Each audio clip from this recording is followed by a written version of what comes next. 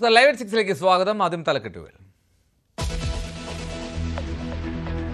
हमारे देश के गरीब, मध्यम वर्गीय लोग, न्यू मिडिल क्लास, युवा, किसान, महिलाएं, दुकानदार, व्यापारी, उद्यमी सभी को ये बचत उत्सव का बहुत फायदा होगा।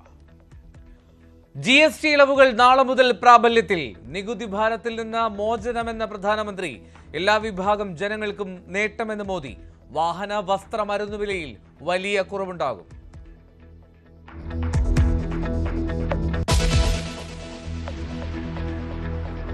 ആഗോള അയ്യപ്പ സംഗമം വിജയമെന്ന് സർക്കാർ. ആള് കുറഞ്ഞെന്നത് കള്ളപ്രചാരണമെന്ന് MP ഗോവിന്ദൻ. സംഗമം പരാജയമെന്ന നിലപാടിൽ ഉറച്ച പ്രതിപക്ഷം. ഹൈന്ദവ സംഘടനകളുടെ അയ്യപ്പ സംഗമം നാളെ പന്തളത്ത്. സന്നിധാനത്തെ ദ്വാരപാലക ശില്പത്തിന്റെ സ്വർണ്ണപ്പാളികൾ തിരികെ എത്തിച്ചു.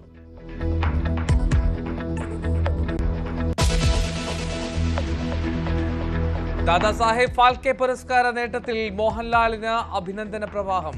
ഹൃദയപൂർവ്വം നന്ദി പറഞ്ഞ Lal. Deep sense of humility എന്നാണ് എനിക്ക് പറയാവുള്ളൂ. അതിന്റെ ഗ്രാറ്റിറ്റ്യൂഡ്. ഞാൻ ഈശ്വരനോട് നന്ദി പറയുന്നു, പ്രേക്ഷകരോട് നന്ദി പറയുന്നു.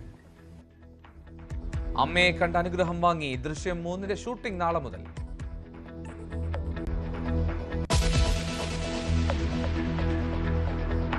H1B വിസ നിരക്ക് വർധനയിൽ വിശദീകരണവുമായി അമേരിക്ക. പുതിയ അപേക്ഷകരെ മാത്രമേ ബാധിക്കൂ എന്ന വൈറ്റ് ഹൗസ്.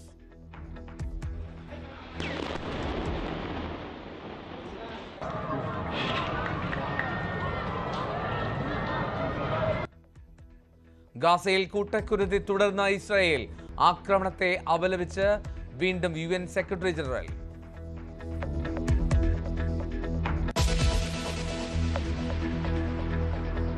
ഏഷ്യ കപ്പിൽ ഇന്ന് സൂപ്പർ പോരാട്ടം. സൂപ്പർ 4-ൽ ഇന്ത്യ പാകിസ്ഥാൻ മത്സരം രാത്രി 8 മണിക്ക് ദുബായിൽ. വിജയം തുടരാൻ ടീം ഇന്ത്യ. ആശംസകളുമായി ആരാധകർ.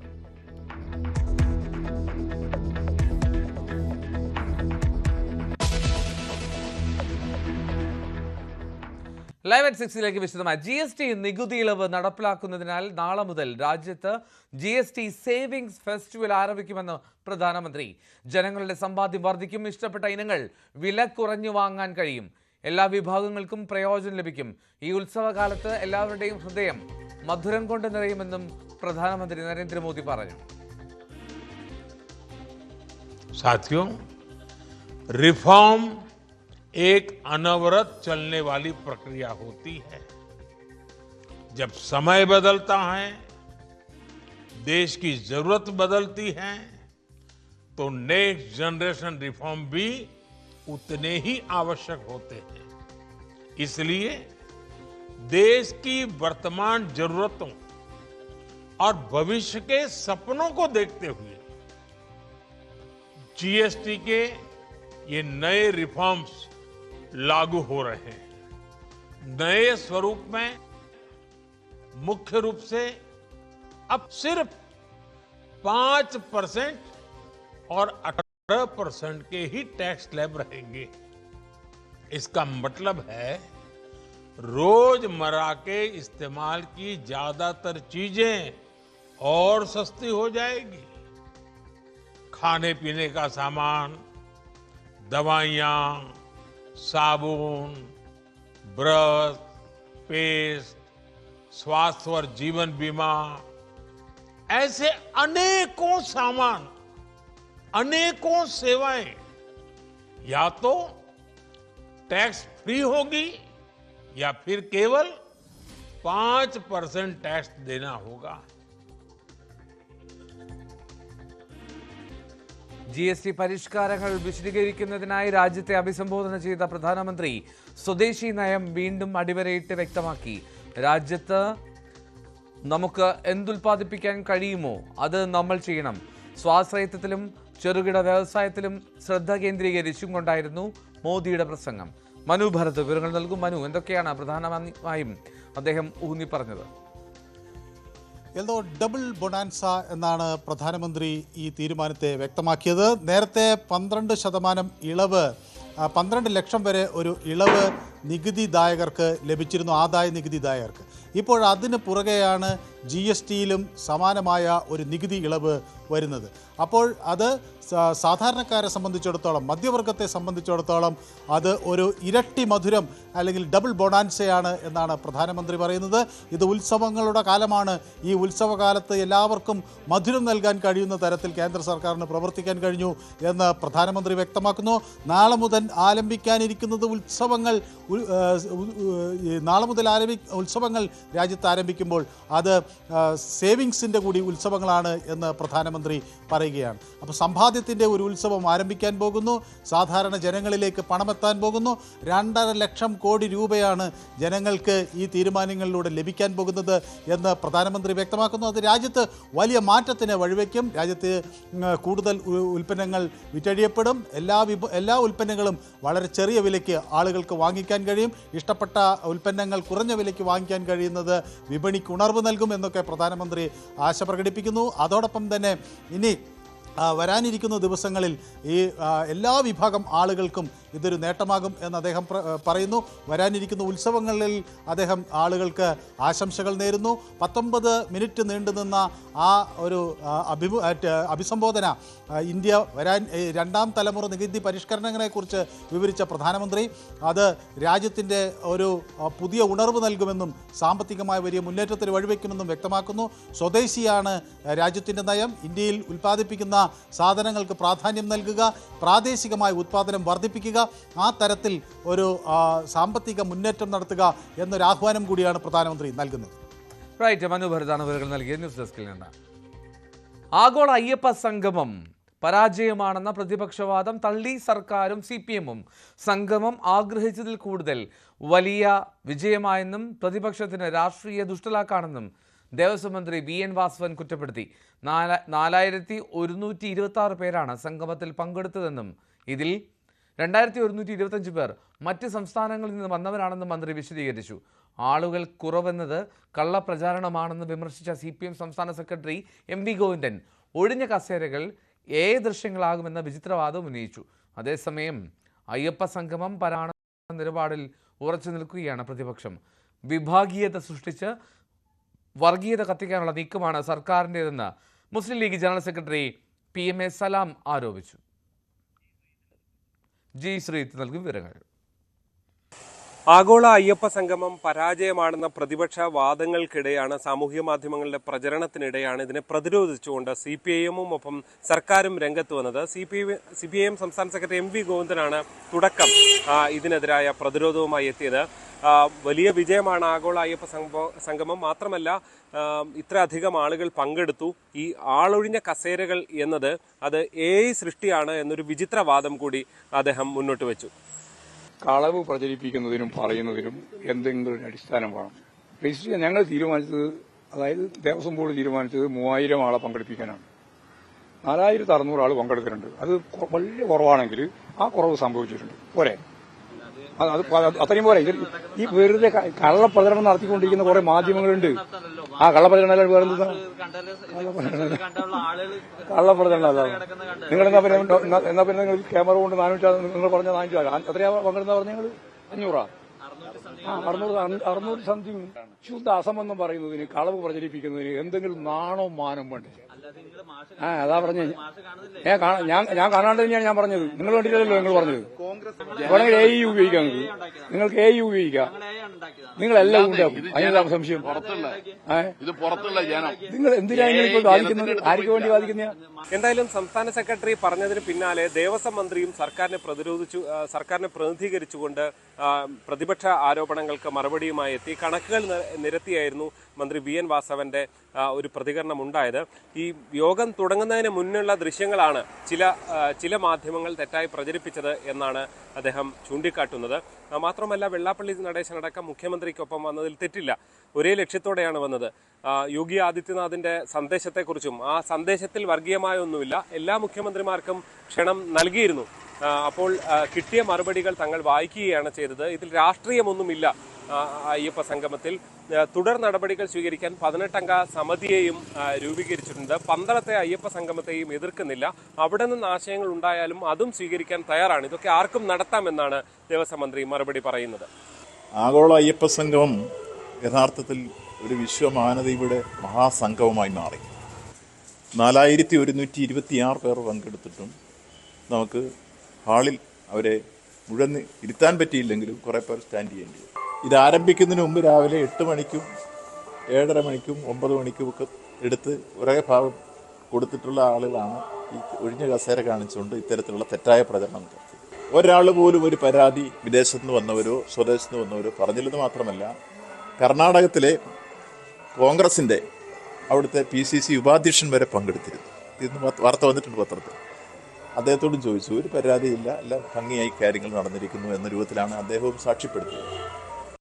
എന്തായാലും ഇന്ന് മുസ്ലിം ലീഗാണ് ആദ്യം ഈ അയ്യപ്പ സംഗമത്തെ അത് പരാജയമാണെന്ന നിലപാടുമായി ഇന്ന് രംഗത്ത് വന്നത്. ഇന്നലെ കോൺഗ്രസ് നേതാക്കളൊക്കെയും രംഗത്ത് വന്നിരുന്നതാണ്. PMA സലാം ചൂണ്ടിക്കാണിക്കുന്നത് ഈ ആളുകളില്ല എന്ന് മാത്രമല്ല, ഈ MP ഗോവിന്ദന്റെ AI എന്ന വാദത്തെയും അദ്ദേഹം മറ്റൊരു മറുപടിയിലൂടെ ഖണ്ഡിക്കുകയാണ്.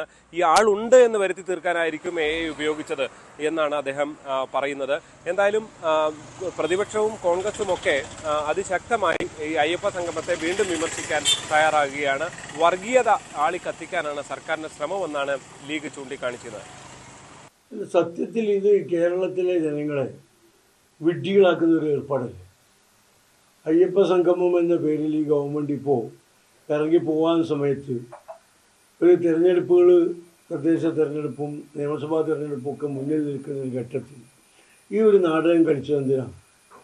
നിഖില മേഖലകളിലും പരാജയപ്പെട്ട ഒരു ഗവൺമെൻറ്റിൻ്റെ മുങ്ങിത്താവാൻ പോകുന്ന സമയത്തുള്ള പെടച്ചിലാണ് നമ്മൾ ഈ കാണുന്നത്. ഏതൊക്കെ വൈക്കോൽ തുരുമ്പ് പിടിച്ചു നിൽക്കാൻ കഴിയും എന്ന് ശ്രമിക്കുന്ന അതിദയനീയമായ കാഴ്ചയാണ് നമ്മൾ കണ്ടുകൊണ്ടിരിക്കുന്നത്. ഈ കസേരകളിൽ ആളുണ്ടാക്കാൻ AI ഉപയോഗപ്പെടുത്താൻ ശ്രമിച്ചിട്ട് പരാജയപ്പെട്ടു എന്നാണ് ഞങ്ങൾക്ക് മനസ്സിലാകുന്നത്. AI ഉപയോഗിച്ച് കസേരകൾ നടക്കാൻ നോക്കിയിട്ട് പോലും വിജയിച്ചില്ല എന്നതാണ്. പരാജയമാണെന്ന് അവർ തന്നെ അംഗീകരിക്കുന്ന ഒരു കാര്യമാണ്. തുടക്കം തന്നെ പരാജയമാണല്ലോ. ഇതൊരു ശ്രമം സത്യത്തിൽ അവഹേളനമാണ്. എന്തായാലും അയ്യപ്പ സംഗമം ഒരു വിജയ പരാജയം, അതിൻ്റെ അക്കാര്യങ്ങളെക്കുറിച്ചുള്ള ചർച്ചകളായിരിക്കും ഇനിയുള്ള ദിവസങ്ങളിലും ഉണ്ടാകുക എന്ന കാര്യത്തിൽ യാതൊരു സംശയവുമില്ല. ഈ ഒഴിഞ്ഞ കസേരകളുടെ ദൃശ്യങ്ങളടക്കം പ്രതിപക്ഷം ആയുധമാക്കുമ്പോൾ അതിനെ പ്രതിരോധിക്കാൻ അങ്ങനെയല്ല കാര്യങ്ങൾ എന്ന് ഇനിയുള്ള തുടർ നടപടികളടക്കം സ്വീകരിച്ചുകൊണ്ട് ഇതിനെ പ്രതിരോധിക്കാനുള്ള ശ്രമമായിരിക്കും സർക്കാരിൻ്റെ ഭാഗത്ത് നിന്ന് ഉണ്ടാകുക എന്നാണ് മനസ്സിലാകുന്നത്. കോട്ടയത്ത് നിന്ന് G. ശ്രീജിത്ത്, News 18. അയ്യപ്പ സംഗമം തെരഞ്ഞെടുപ്പിന് മുമ്പുള്ള തട്ടിക്കൂട്ട് പരിപാടിയാണെന്നും യഥാർത്ഥ വിശ്വാസികൾ അത് തിരിച്ചറിഞ്ഞവരാണെന്നും KC വേണുഗോപാൽ MP. ശബരിമലയിൽ വികസനം നടത്തേണ്ടത് തെരഞ്ഞെടുപ്പിന് തൊട്ടുമുമ്പല്ലെന്നും അയ്യപ്പനെ വെച്ചുള്ള തെരഞ്ഞെടുപ്പ് കളി വേണ്ടെന്നും KC വേണുഗോപാൽ പറഞ്ഞു. വെള്ളാപ്പള്ളി നടേശൻ ഒരു സമുദായത്തെ അങ്ങേയറ്റം മോശമാക്കി പറഞ്ഞ് വിഭാഗീയത സൃഷ്ടിക്കുകയാണെന്ന് മുസ്ലിം ലീഗ് സംസ്ഥാന ജനറൽ സെക്രട്ടറി PMA സലാം. അങ്ങനെ പറയുന്ന ആളെ ഗുരുവിനോളം ഉയർത്തിയാണ് മുഖ്യമന്ത്രി പുകഴ്ത്തുന്നതെന്നും വെള്ളാപ്പള്ളി ഇങ്ങനെയെല്ലാം പറയുന്നത് മുഖ്യമന്ത്രി പറഞ്ഞതിന്റെ അടിസ്ഥാനത്തിലാണെന്നും സലാം ആരോപിച്ചു. ശബരിമലയിലെ അയ്യപ്പ സംഗമത്തിന് പിന്നാലെ ഹൈന്ദവ സംഘടനകളുടെ അയ്യപ്പ സംഗമം നാളെ പന്തളത്ത്. പമ്പയിലെ സംഗമം പരാജയപ്പെട്ടു എന്ന ആരോപണങ്ങൾക്കിടെ കരുത്തു തെളിയിക്കാനാണ് ഹൈന്ദവ സംഘടനകളുടെ തീരുമാനം. വിശ്വാസികളുടെ എണ്ണം കൊണ്ട് രാഷ്ട്രീയ മറുപടി കൂടി നൽകുകയാണ് പന്തളത്തെ സംഗമത്തിന്റെ ലക്ഷ്യം. ശബരിമലയിൽ ദേവസ്വം ബോർഡും സർക്കാരും ചേർന്ന് നടത്തിയ അയ്യപ്പ സംഗമം പരാജയപ്പെട്ടു എന്ന പ്രതിപക്ഷ ആരോപണങ്ങൾക്കിടെയാണ് കരുത്തുകാട്ടാൻ ഹൈന്ദവ സംഘടനകൾ ഒരുങ്ങുന്നത്. ഒരു ദിവസം നീണ്ടു നിൽക്കുന്ന പരിപാടിയാണ് പന്തളത്തൊരുങ്ങുന്നത്. ഉച്ചവരെ സെമിനാറും ഉച്ചയ്ക്ക് ശേഷം അയ്യപ്പ സംഗമവും നടത്തും. BJP തമിഴ്നാട് മുൻ അധ്യക്ഷൻ അണ്ണാമലയാണ് പരിപാടി ഉദ്ഘാടനം ചെയ്യുക. ശബരിമലയിൽ കേവലം വികസനം മാത്രം ചർച്ച ചെയ്താൽ പോരാ എന്നാണ് ഹൈന്ദവ സംഘടനകൾ ചൂണ്ടിക്കാട്ടുന്നത്. വിശ്വാസത്തിൽ ഊന്നിയുള്ള വികസനമാണ് ഉണ്ടാകേണ്ടത്. ഇത് കേന്ദ്രീകരിച്ചായിരിക്കും ചർച്ചകൾ. പമ്പയിലെ സംഗമത്തിൽ ആളൊഴിഞ്ഞ കസേരകൾ വലിയ ചർച്ചയ്ക്ക് കാരണമായിരുന്നു. ദേവസ്വം ബോർഡ് ജീവനക്കാരെ മാത്രം കൊണ്ടുവന്നാണ് സംഗമം നടത്തിയത് എന്നാണ് പ്രതിപക്ഷ ആരോപണം. ഇതിന് തൊട്ടു പിന്നാലെയാണ് വിശ്വാസികളെ അണിനിരത്തി ബദൽ സംഗമം. പന്തളം കൊട്ടാരം, യോഗക്ഷേമ സഭ, ഐക്യ മലയരയ മഹാസഭ എന്നീ പ്രമുഖ സംഘടനകൾ തന്നെ പമ്പയിലെ സംഗമത്തിൽ നിന്ന് വിട്ടുനിന്നിരുന്നു. വീടുകളിൽ ദീപം തെളിയിച്ചുകൊണ്ടാണ് ഇന്നലെ മലയരയ സഭ പ്രതിഷേധിച്ചത്. ശബരിമല പ്രക്ഷോഭത്തിൽ നാമജപ ഘോഷയാത്രയിലൂടെ ശ്രദ്ധ നേടിയ പന്തളം നാളത്തെ സംഗമത്തിലൂടെ സർക്കാരിന് വെല്ലുവിളി ഉയർത്തുമോ എന്നാണ് കാത്തിരുന്നു കാണേണ്ടത്. G. ശ്രീജിത്ത്, News 18, പന്തളം. ആഗോള അയ്യപ്പ സംഗമം പരാജയമാണെന്ന് പന്തളത്ത് നടക്കുന്ന ശബരിമല സംരക്ഷണ സംഗമത്തിന്റെ കൺവീനർ വത്സൻ തില്ലങ്കേരി വലിച്ചിഴച്ചും ഭീഷണിപ്പെടുത്തിയുമാണ് കുറച്ചുപേരെ കൊണ്ടുവന്നത്. യഥാർത്ഥ ഭക്തർ ആരും പങ്കെടുത്തിട്ടില്ലെന്നും അയ്യപ്പൻ പോലും പൊറുക്കില്ലെന്നും വത്സൻ തില്ലങ്കേരി വിമർശിച്ചു. ശബരിമല സംരക്ഷണ സംഗമം തമിഴ്നാട് BJP മുൻ അധ്യക്ഷൻ കെ അണ്ണാമലൈ ഉദ്ഘാടനം ചെയ്യും. തേജസ്വി സൂര്യ MP അടക്കമുള്ളവർ പങ്കെടുക്കുമെന്നും വത്സൻ തില്ലങ്കേരി അറിയിച്ചു. ശബരിമല ശ്രീകോവിലിന് മുമ്പിലുള്ള ദ്വാരപാലകരുടെ ശില്പത്തിലെ സ്വർണ്ണപ്പാളികൾ തിരികെ എത്തിച്ചു. ഇന്നലെ രാത്രിയാണ് അറ്റകുറ്റപ്പണികൾ പൂർത്തിയാക്കി സ്വർണ്ണപ്പാളികൾ തിരികെ സന്നിധാനത്തെത്തിച്ചത്. നേരത്തെ സ്വർണ്ണപ്പാളികൾ കോടതിയുടെ അനുമതിയില്ലാതെ ചെന്നൈയിലേക്ക് അറ്റകുറ്റപ്പണിക്കായി കൊണ്ടുപോയത് വലിയ വിവാദമായിരുന്നു. ചിങ്ങമാസ പൂജകൾക്ക് ശേഷമാണ് ദ്വാരപാലകരുടെ ശില്പത്തിലെ സ്വർണ്ണപ്പാളികൾ അറ്റകുറ്റപ്പണിക്കായി ദേവസ്വം ബോർഡ് ചെന്നൈയിലേക്ക് കൊണ്ടുപോയത്. കോടതിയുടെയോ ദേവസ്വം ബെഞ്ചിന്റെയോ ശബരിമല സ്പെഷ്യൽ കമ്മീഷണറുടെയോ അനുമതിയില്ലാതെ സ്വർണ്ണപ്പാളികൾ കൊണ്ടുപോയത് ഏറെ വിവാദങ്ങൾക്ക് കാരണമായിരുന്നു. ഇത് സംബന്ധിച്ച് കോടതി ദേവസ്വം ബോർഡിനോട് വിശദീകരണം തേടുകയും ചെയ്തു. 2019 സ്ഥാപിച്ച സ്വർണ്ണപ്പാളികളുടെ തൂക്കത്തിൽ കുറവുണ്ടായതായാണ് ദേവസ്വം ബോർഡിന്റെ രേഖകളിൽ സൂചിപ്പിക്കുന്നത്. ഇത് സംബന്ധിച്ച് കോടതി വിജിലൻസ് അന്വേഷണത്തിനും ഉത്തരവിട്ടിരുന്നു. ഇതിനിടയിലാണ് സ്വർണ്ണപ്പാളികൾ അറ്റകുറ്റപ്പണികൾ പൂർത്തിയാക്കി ഇന്നലെ രാത്രി സന്നിധാനത്ത് തിരികെ എത്തിച്ചത്. സന്നിധാനത്തെ സ്ട്രോങ് റൂമിൽ സൂക്ഷിച്ചിട്ടുള്ള സ്വർണ്ണപ്പാളികൾ നിർദ്ദേശപ്രകാരം കലശം ഉൾപ്പെടെയുള്ള പൂജകൾ നടത്തി കോടതിയുടെ അനുവാദത്തോടെ പുനഃസ്ഥാപിക്കാനാണ് നീക്കം. ന്യൂസ് 18 പത്തനംതിട്ട. തെരഞ്ഞെടുപ്പിന് മുന്നോടിയായി സർക്കാരിനെ സമ്മർദ്ദത്തിലാക്കാൻ സംസ്ഥാന വ്യാപക പ്രതിഷേധ ജാഥയുമായി കത്തോലിക്ക കോൺഗ്രസ്. ന്യൂനപക്ഷങ്ങളുടെ പിന്നോക്കാവസ്ഥ പഠിക്കാൻ നിയോഗിച്ച ജെബി കോശി കമ്മീഷൻ റിപ്പോർട്ട് നടപ്പാക്കണം എന്നതടക്കമുള്ള ആവശ്യങ്ങൾ ഉന്നയിച്ചാണ് പ്രതിഷേധയാത്ര. സംസ്ഥാനത്തിന്റെ വിവിധ ഇടങ്ങളിൽ ബിഷപ്പുമാരെ ഉൾപ്പെടെ പങ്കെടുപ്പിക്കാനാണ് കത്തോലിക്ക സഭയുടെ പുതിയ നീക്കം. സർക്കാർ ഉചിതമായ നടപടി സ്വീകരിച്ചില്ലെങ്കിൽ വരാൻ പോകുന്ന തെരഞ്ഞെടുപ്പുകളിൽ പ്രതിഫലിക്കുമെന്ന മുന്നറിയിപ്പാണ് കത്തോലിക്ക സഭ നൽകുന്നത്.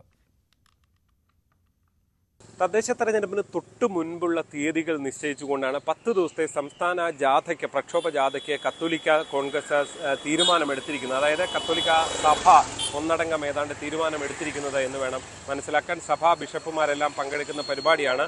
ഒക്ടോബർ 24 തിരുവനന്തപുരത്ത് സെക്രട്ടേറിയറ്റ് മാർച്ചും തീരുമാനിച്ചിട്ടുണ്ട്. ചൂണ്ടിക്കാട്ടുന്നത് ജെബി കോശി കമ്മീഷൻ റിപ്പോർട്ട് അടക്കം നടപ്പാക്കണം എന്നതടക്കമുള്ള വിഷയങ്ങളാണ്. ന്യൂനപക്ഷ വിദ്യാഭ്യാസ സ്ഥാപനങ്ങളിലെ പ്രശ്നങ്ങൾ ഉൾപ്പെടെ ചൂണ്ടിക്കാണിക്കുന്നു. അതേസമയം തന്നെ സർക്കാർ ഈ അടുത്ത് സഭകൾക്ക് അനുകൂലമായി എടുത്ത നിലപാടുകൾ, ഭൂപതിവ് ചട്ട ഭേദഗതി, ഈ വന്യജീവികളെ അക്രമകാരികളായ വന്യജീവികളെ വെടിവെച്ച് കൊല്ലാൻ ഉള്ള ബില്ല്, ഇതുൾപ്പെടെയുള്ള കാര്യങ്ങൾ ഫലത്തിൽ സർക്കാർ കേരള കോൺഗ്രസ് എമ്മിന് അനുകൂലമായി അടക്കം ചെയ്യുമ്പോഴും കത്തോലിക്ക സഭ അതിനെ പോസിറ്റീവായി കാണുന്നില്ല എന്നുള്ളതാണ് ഗ്ലോബൽ ഡയറക്ടർ ഫിലിപ്പ് കവീൽ വ്യക്തമാക്കിയത്. അദ്ദേഹം ചൂണ്ടിക്കാണിക്കുന്നത് ഇതാണ്: ഇപ്പോഴല്ല ഇങ്ങനൊരു തീരുമാനമെടുക്കുന്നത്, ഫലത്തിൽ ഇതിനെ സംശയത്തോടെയാണ് കത്തോലിക്ക കോൺഗ്രസ് കാണുന്നത് എന്ന് വ്യക്തമാക്കുകയാണ് അദ്ദേഹം. എത്രയോ കാലഘട്ടമായിട്ട് ആവശ്യപ്പെട്ടിട്ടും ഈ തെരഞ്ഞെടുപ്പിന് തൊട്ടു മുമ്പിൽ ഇത് അഡ്രസ് ചെയ്യാൻ ശ്രമിച്ചു എന്നൊരു പ്രതീതി വളർത്തുന്ന ഒരു രീതിയായിട്ടാണ് ഞാൻ. കണ്ണിൽ പൊടിയിടാനുള്ള രീതിയാണോ അല്ലയോ എന്ന് അവർ പ്രവർത്തിച്ച് കാണിക്കട്ടെ.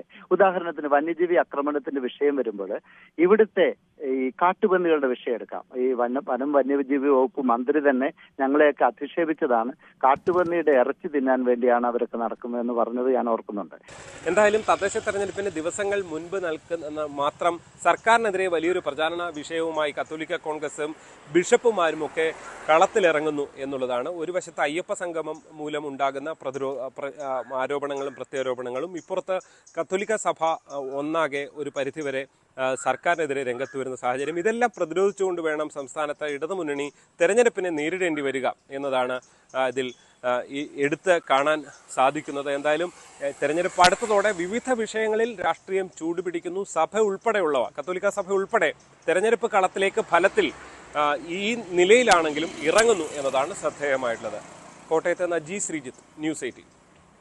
പരമോന്നത ചലച്ചിത്ര ബഹുമതിയായ ദാദാസാഹിബ് ഫാൽക്കെ അവാർഡ് നേട്ടത്തിൽ സന്തോഷം പങ്കിട്ട് നന്ദി പറഞ്ഞു മലയാളത്തിന്റെ പ്രിയപ്പെട്ട മോഹൻലാൽ. 48 വർഷം നീണ്ട സിനിമാ ജീവിതത്തിനിടെ നേടിയ പുരസ്കാരം മലയാള സിനിമയ്ക്ക് മോഹൻലാൽ സമർപ്പിക്കുകയാണ്. 21 വർഷങ്ങൾക്ക് ശേഷം ദാദാസാഹിബ് ഫാൽക്കെ അവാർഡ് തന്നിലൂടെ മലയാള സിനിമയ്ക്ക് ലഭിച്ചതിന്റെ സന്തോഷത്തിലാണ് മോഹൻലാൽ. ജൂറിക്കും കേന്ദ്ര സർക്കാരിനും നന്ദി പറഞ്ഞ മോഹൻലാൽ നേട്ടം ആരാധകർക്കും പ്രിയപ്പെട്ടവർക്കും സമർപ്പിച്ചു. 48 വർഷം ഒപ്പമുണ്ടായിരുന്ന പലരും ഇന്നില്ല. അവരെയും താരമോർത്തു. ഇത് ഒരു ചലച്ചിത്ര രംഗത്തെ ഏറ്റവും വലിയ മികച്ച അവാർഡായിട്ടാണ് കണക്കാക്കുന്നത്. അപ്പം അങ്ങ് പറഞ്ഞ പോലെ ഇത് രണ്ടാമത് കിട്ടുന്ന ഒരു മലയാളി എന്നുള്ള രീതിയിൽ, ഒരു ആക്ടർ എന്നുള്ള രീതിയിൽ അതിന് വളരെയധികം പ്രസക്തിയുണ്ട്. അതിന് ഞാൻ അഭിമാനിക്കുന്നു. ഞാൻ ഏറ്റവും ഡീപ്പ് സെൻസ് ഓഫ് ഹ്യൂമിലിറ്റി എന്നാണ് എനിക്ക് പറയാവുള്ളൂ. അതിൻ്റെ ഗ്രാറ്റിറ്റ്യൂഡ് ഞാൻ ഈശ്വരനോട് നന്ദി പറയുന്നു, പ്രേക്ഷകരോട് നന്ദി പറയുന്നു. ഒരു പ്രൈഡ് മൊമെന്റ് ഞാൻ തനിച്ച് ഞാനത് എടുക്കുകയല്ല, അതെല്ലാവരുമായിട്ട് ഞാൻ ഷെയർ ചെയ്യാണ്. ഈവൻ മാധ്യമപ്രവർത്തകർ നിങ്ങളൊക്കെ അതിന്റെ ഭാഗമാണ്. എൻ്റെ 48 വർഷത്തെ വളർച്ചയിൽ നിങ്ങളൊക്കെ സഹകരിച്ചിട്ടുണ്ട്. ഒരുപാട് സൗഹൃദമുള്ള ആൾക്കാരുണ്ട് ഇവിടെ, പലരുമുണ്ട്. പലരും മറിഞ്ഞുപോയി, അവരൊക്കെ ഈ സമയത്ത് ഞാൻ ഓർക്കുന്നു. പ്രധാനമന്ത്രിയുടെ ഓഫീസിൽ നിന്നാണ് വിവരമറിഞ്ഞത്. ആദ്യം വിശ്വസിക്കാൻ കഴിഞ്ഞില്ല. എപ്പോഴും അങ്ങനെയുള്ള ഒരു കാര്യം വരുമ്പോൾ നമുക്ക് ആദ്യം അത് വിശ്വസിക്കാൻ പറ്റില്ലല്ലോ. എന്നെ പ്രൈം മിനിസ്റ്റർ ഓഫീസിൽ നിന്നാണ് വിളിക്കുന്നത്. ഞാൻ ഒരു ഷൂട്ടിന്റെ അകത്തായിരുന്നു. അപ്പൊ അവർക്കിത് പറഞ്ഞ് ഓക്കെ ആണോ എന്ന് ചോദിക്കണം അല്ലേ. നമുക്കത് ആ കൺസെന്റ് കിട്ടിയാലേ അവർക്ക് അനൗൺസ് ചെയ്യാൻ പറ്റുള്ളൂ. അപ്പൊ അത് ആദ്യം നമുക്കത് നമ്മൾ സ്വപ്നത്തിൽ പോലും ചിന്തിക്കാത്തൊരു കാര്യമാണല്ലോ അല്ലെ. ഒരു വൈൽഡ് ഡ്രീമിൽ പോലും അല്ലെ, ഒരു ഇൻസെയിൻ ഡ്രീം, നമ്മൾ കാണുന്ന ഒരു സ്വപ്നത്തിൽ പോലും ഇല്ലാത്തൊരു കാര്യം സംഭവിക്കുമ്പോൾ ഉണ്ടാകുന്ന ഒരു എന്താ അവർ പറയുന്നത്, അതിനൊരു ആ ഒരു മൊമെന്റ് എന്ന് പറയുന്നത് അങ്ങനെ നമുക്ക് നിർവചിക്കാൻ പറ്റില്ല. എന്നാലും ഒരു സത്യമാണോ അല്ലയോ എന്ന് നമ്മൾ ചിന്തിച്ചു പോകുന്ന ഒരു മൊമെന്റാണ്. 48 വർഷം സിനിമയിൽ നിൽക്കുക എന്നത് ഒരു സർക്കസാണ്. ഇനിയും ഒരുപാട് കഥാപാത്രങ്ങൾ ചെയ്യാനുണ്ടെന്നും മോഹൻലാൽ. 48 വർഷം നിൽക്കുക എന്ന് പറയുന്നത് ഒരു വലിയ സർക്കസാണ് അല്ലേ. അതൊരു സർക്കസ് പോലെയാണ്. നമ്മൾ ട്രപ്പീസ് അല്ലേ, അത് വളരെ വിദഗ്ധമായിട്ട് നമ്മളെ താങ്ങി നിർത്താൻ ഒരുപാട് പേര് ഉണ്ട്, നമ്മുടെ കൂടെ സഞ്ചരിക്കുന്ന ഒരുപാട് പേരുണ്ട്. അതുകൊണ്ടാണ് നല്ല സിനിമകൾ ഉണ്ടാകണമെന്ന് പറയുന്നത് ഒരു ആർട്ടിസ്റ്റിന്. ആന്റണി പെരുമ്പാവൂർ, സംവിധായകൻ തരുൺമൂർത്തി, നിർമ്മാതാവ് രഞ്ജിത്ത് എന്നിവരും മോഹൻലാലിനോടൊപ്പം ഉണ്ടായിരുന്നു. പുരസ്കാരം ലഭിച്ചതിന്റെ സന്തോഷം മാധ്യമപ്രവർത്തകർക്കൊപ്പം കേക്ക് മുറിച്ച് പങ്കിട്ടതിനു ശേഷം മോഹൻലാൽ ദൃശ്യം 3യുടെ ലൊക്കേഷനിലേക്ക് മടങ്ങി.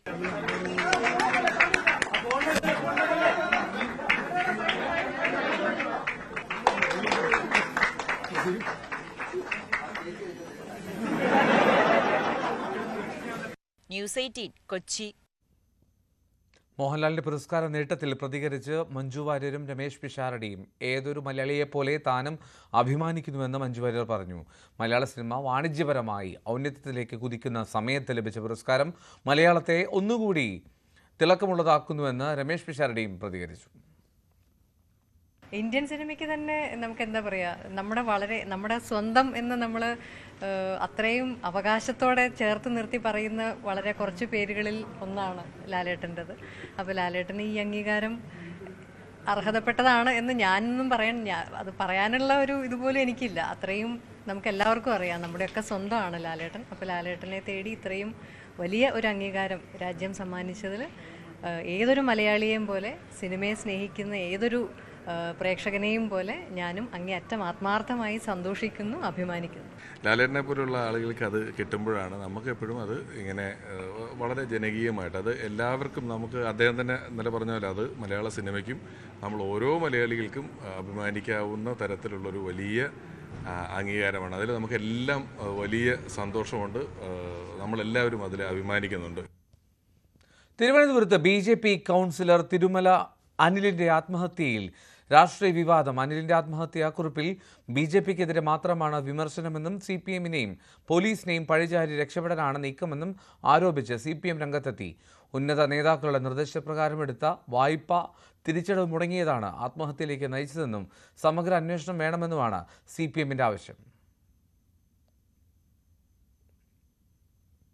CPM നേതാവ് KJ ഷൈനിനെതിരായിട്ടുള്ള സൈബർ ആക്രമണത്തിൽ അന്വേഷണം വേഗത്തിലാക്കി പോലീസ്. മെറ്റയിൽ നിന്നും സമൂഹമാധ്യമ പോസ്റ്റുകളുടെ ഉറവിടം തേടിയതിന് പിന്നാലെ മറുപടി വേഗത്തിലാക്കണമെന്നാവശ്യപ്പെട്ട് വീണ്ടും മെയിൽ അയച്ചു. അതിനിടെ തന്റെ ചിത്രങ്ങൾ അടക്കം ഉപയോഗിച്ച് സാമൂഹിക മാധ്യമങ്ങളിലൂടെ അധിക്ഷേപിച്ചു എന്ന് ചൂണ്ടിക്കാട്ടി കുന്നംകുളത്തെ കസ്റ്റഡി മർദ്ദനത്തിനിരയായ യൂത്ത് കോൺഗ്രസ് നേതാവ് VS സുജിത്തിനെതിരെ KJ ഷൈൻ പോലീസിൽ പരാതി നൽകി. തനിക്കും കുടുംബത്തിനും നേരെ സൈബർ ആക്രമണമെന്നാരോപിച്ച് KJ ഷൈൻ നൽകിയ അപകീർത്തി പരാതിയിലെ 1-ാം പ്രതി ഗോപാലകൃഷ്ണന്റെ ഭാര്യയും പരാതി നൽകിയിട്ടുണ്ട്.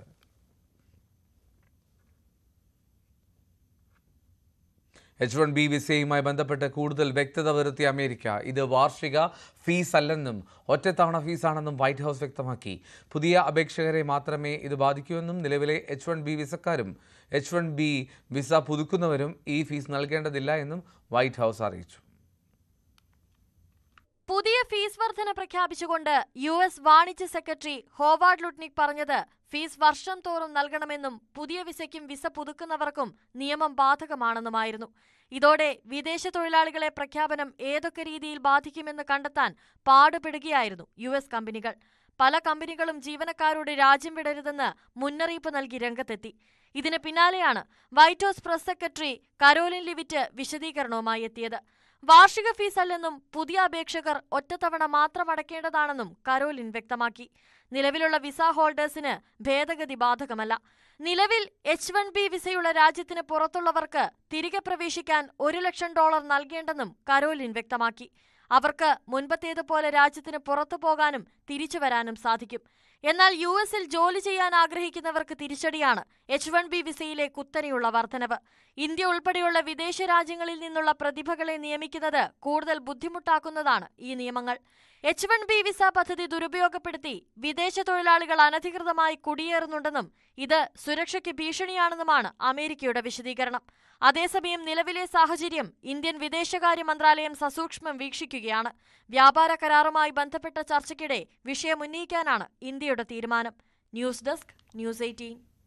ഗാസയിൽ കൂട്ടക്കുരുതി തുടർന്ന് ഇസ്രായേൽ. ഇന്നലെ മാത്രം കൊല്ലപ്പെട്ടത് കുഞ്ഞുങ്ങളടക്കം 84 പേരാണ്.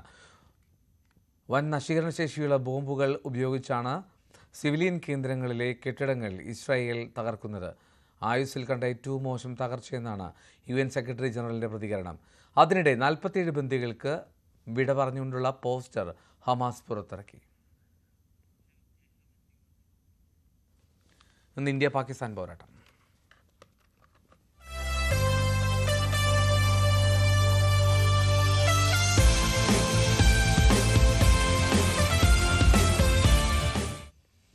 ഏഷ്യ കപ്പിലെ സൂപ്പർ 4-ൽ പാകിസ്ഥാനും ഇന്ത്യയും ഇന്ന് ഏറ്റുമുട്ടുകയാണ്. ഗ്രൂപ്പ് ഘട്ടത്തിൽ പാകിസ്ഥാനെ 7 വിക്കറ്റിന് തകർത്ത ഇന്ത്യക്ക് തന്നെയാണ് മത്സരത്തിൽ മേധാവിത്വം. ദുബായിൽ രാത്രി 8 മണിക്ക് മത്സരം ആരംഭിക്കും. ഹസ്തദാന വിവാദം നേരിട്ട ഗ്രൂപ്പ് മത്സരത്തിലെ റഫറി ആൻഡി പൈക്രോഫ്റ്റ് ആണ് ഇന്നത്തെയും മാച്ച് റഫറി. ഇന്ത്യ 3 സ്പിന്നർമാരുമായി കളിക്കാനാണ് സാധ്യത. സഞ്ജു സാംസണും ടീമിൽ ഇടം പിടിക്കും.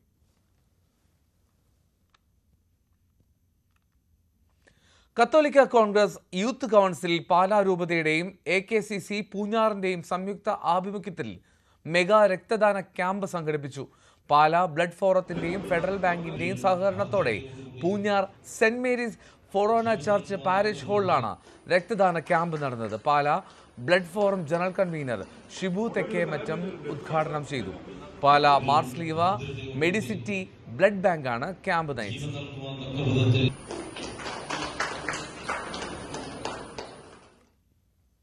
ലൈവ് at 6 പൂർണ്ണമാവും. നമസ്കാരം.